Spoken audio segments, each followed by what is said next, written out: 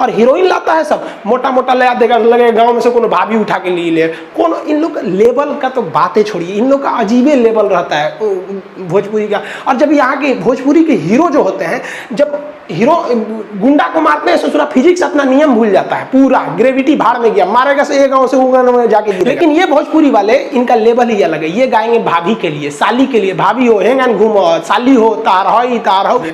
इसी में कहा गया है कि मीडिया का भी स्वतंत्रता है, मीडिया भी चाहे तो जो बोल सकती है, लेकिन हाँ आप दायरे में रह के बोलेंगे। आपको जहां आज़ादी दी गई है वहीं कहा गया है कि आप किसी को ठेस नहीं पहुंचाएंगे अपनी बातों से। तो मीडिया की भी स्वतंत्रता है। इसी स्वतंत्रता का फायदा उठाकर आज मीडिया जो है वो देश को चौपट कर रहा है। अगर आप मीडिया का फिलहाल का रूप देखेंगे तो सुशांत सिंह राजपूत, देखिए सुशांत सिंह राजपूत जी जो थे वो नेपोटिज्म के खिलाफ उठ के बहुत आगे आए थे। बहुत लोग को लगता है नेपोटिज्म क्या है, देखिए इसका मतलब होता है पक्षपात या भाई भतीजावाद। ये फिल्म इंडस्ट्री में बहुत ही ज्यादा होता है।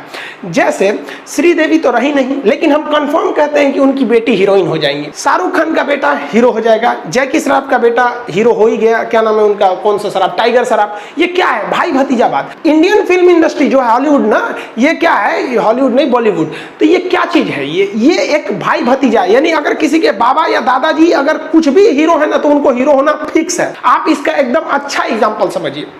एक क्रिकेटर विराट कोहली ने शादी किया अनुष्का शर्मा से। अनुष्का शर्मा हीरोइन है।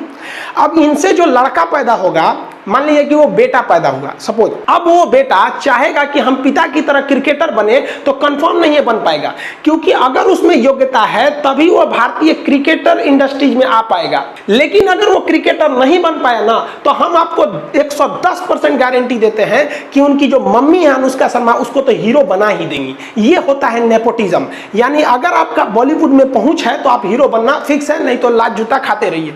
ऐसे नेपोटिज्म के खिलाफ हमारे सुशांत सिंह राजपूत बढ़ चढ़ के हिस्सा लिए और एक मुकाम तक पहुंचे। भगवान उनकी आत्मा को शांति दे, सीबीआई जल्दी से जांच करे, जो गुनहगार हैं उन्हें कड़ी से कड़ी सजा दे। लेकिन मीडिया क्या कर रहा है, एक सुशांत सिंह राजपूत के लाश पर राजनीति हो रही है। और हम सुशांत सिंह राजपूत को भी कहते हैं ना कि भैया हम आपको गारंटी कहते हैं, अगर बिहार में चुनाव नहीं होता ना तो लोग आपको, ये जो नेता लोग आपके रहनुमा बन रहे हैं ना, वो नहीं बनते। आप याद कीजिए जब आप केदारनाथ मूवी लाए थे, लोग आपको गालियां दे रहे थे कि लव जिहाद को बढ़ावा दे रहा है। यही व्यक्ति है ना कि हम गालियां दिए थे। आप उठा के केदारनाथ की जब मूवी आई थी तो नेट पे सर्च करिए, लोग इन्हें गालियां दे रहे थे। लेकिन अब क्या है, चुनाव है तो सब चीज कर दोगे, वो अलग मैटर है। इसमें कूद गई ई बहन जी, कंगना रनौत, इनके साथ भी गलत हुआ।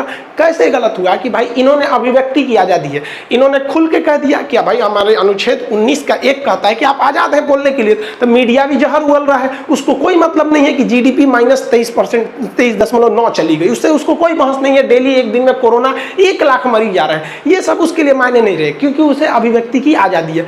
ई बहन जी को भी आजादी था, उठी तो सीएमए के से पंगा ले ली, और सीएम साहब उठे तो भाई एमसीडी जो बीएमसी है उसको रिपोर्ट थमा दिए। बीएमसी ने कहा कि इनका घर का जो डिजाइन है ना, वो बाथरूम यहाँ होना चाहिए, इधर बना दिया है, पार्किंग नहीं होना चाहिए, ये कर दिया, 24 घंटा का अल्टीमेटम देके। तो आर्टिकल 19 का 1 मीडिया की स्वतंत्रता इसी में है। लेकिन ऐसा नहीं है कि आप कुछ भी बोल सकते हैं। इसमें कहा गया है कि एकता अखंडता के खिलाफ नहीं बोल सकते हैं, सुरक्षा के खिलाफ नहीं बोल सकते। इसी में एक है मोरल, किसी से अभद्र भाषा का प्रयोग नहीं कर सकते हैं। इसी में रिपब्लिक टीवी वाले को पकड़ लिया, जो ड्रग डो चिल्ला रहे थे, उसको उन्होंने उद्धव ठाकरे मुख्यमंत्री को बोल दिया। उन्होंने कहा कि भैया हमारे सम्मान के खिलाफ बोल दिए, आप मोरल के खिलाफ नहीं बोलना चाहिए। तो इनको मीडिया को भी स्वतंत्रता। अगर आप देखिए अभिव्यक्ति की स्वतंत्रता का दूसरा दुरुपयोग तो ये भोजपुरी वाले लोग कर देते हैं। भोजपुरी वालों ने लेवले गिरा दिया है सब पूरा। हर हिंदी फिल्मों में गाना बनता है तो हीरो गाता है हीरोइन के लिए, हीरोइन गाती है हीरो के लिए। लेकिन ये भोजपुरी वाले, इनका लेवल ही अलग है। ये गाएंगे भाभी के लिए, साली के लिए, भाभी हो हेंगन घूमो, साली हो तार हो, मतलब ये ऐसा गाना बर्बाद करते हैं। देखिए ये समाज के लिए एक दीमक बन चुके हैं। देखिए 20% भोजपुरी गाने अच्छे होते हैं, लेकिन 80% ऐसे गाने इतने भद्दे हैं कि हम आपको चैलेंज करते हैं कि आप अपनी बगल में माँ को और एक बगल में बहन को बैठकर आप उन भद्दे गाना को सुन नहीं सकते हैं। और हमारा सेंसर बोर्ड इन्हें अभिव्यक्ति की आज़ादी के नाम पर खुलेआम छूट दे देता है। ये यूपी, बिहार, झारखंड का जो बेल्ट है उसे ये भोजपुरी वाले चंद पैसे कमाने के लिए बर्बाद कर देते हैं। रिक्शा वाला खड़ा होकर खैनी लगा रहा है कहीं साइड में, ऐसा भद्दा गाना बजा देता है कि कई लोग को मतलब वहां खड़ा होना अपने आप में बेइज्जती लगती है। और लानत है ऐसे लोगों पे जो इस समाज की संस्कृति को बर्बाद कर रहे हैं इन भोजपुरी गानों से। आपको भी पता होगा 2-4 गानों का, ऐसे गानों को तो रोक लगाना चाहिए। गवर्नमेंट पता नहीं कहां सो रही है, वरना एक ट्रेडिशन को खराब कर रहा है। इन गानों की वजह से आज जो भोजपुरी बोलते हैं उन्हें कोई सम्मान की नजर से नहीं देखता है, जानता है कि भी उसी कैटेगरी का आदमी होगा। तो एक अच्छी भाषा को बर्बाद कर दिया इन लोगों ने कुछ पैसे। हीरोइन लाता है सब, मोटा मोटा लया देगा, लगे गांव में से कोनो भाभी उठा के ले